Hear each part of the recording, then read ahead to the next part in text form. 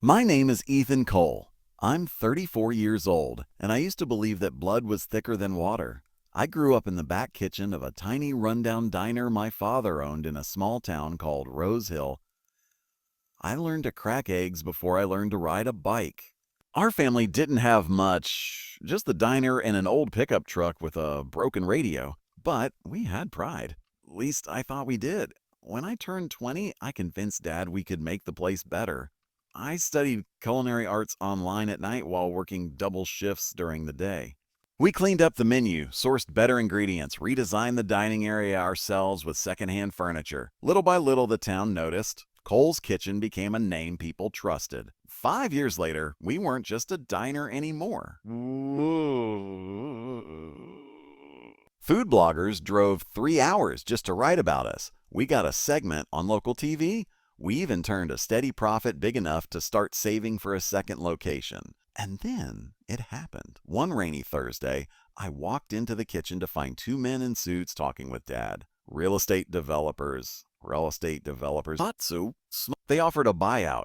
Huge money compared to what we made in a year. I laughed it off. Cole's Kitchen wasn't just a building. It was our life. Or so I thought. 2 weeks later, Dad sat me down in the corner booth where we used to eat after closing. He couldn't look me in the eyes. I sold it, he said simply. I didn't understand. Sold what? The diner, the brand, everything, papers are signed. The floor fell out from under me. But we built this, I stammered, together. Dad shrugged like it was nothing. It was time. We got a good deal. You'll understand one day. I stood up without finishing my coffee. I packed my knives that night and left. The next morning, the new owners walked in. They replaced the staff, changed the recipes, installed neon signs that looked like they belonged at a mall food court. They kept the name, but everything else, the soul, was gone.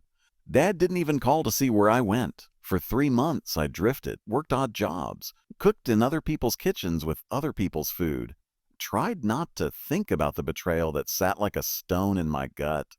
But some wounds don't heal quietly. Some turn into fire, and I decided I wasn't going to disappear.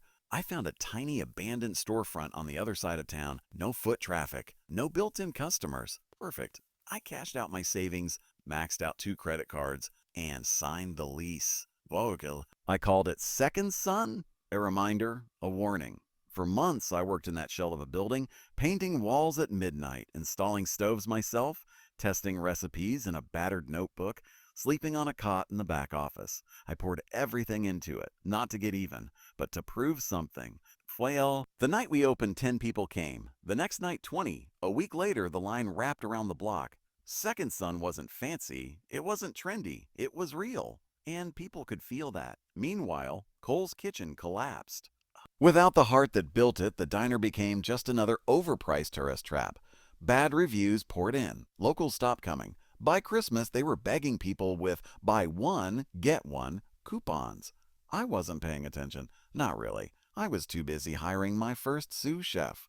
Too busy designing a second menu for weekend brunch. But one night, sitting outside after closing, a familiar figure walked up to me. Dad, older somehow, tired. He stood there awkwardly for a moment, hands shoved into his coat pockets. Finally, he said, I made a mistake. I didn't answer. He looked at the glowing sign behind me, Second Son. He nodded once. I guess I lost more than just a building, he said quietly. He turned to go, but then paused. If you ever want to talk. I watched him walk into the night. I didn't call out. Some ties, once broken, can't be stitched back together. And some lessons cost more than you ever imagined.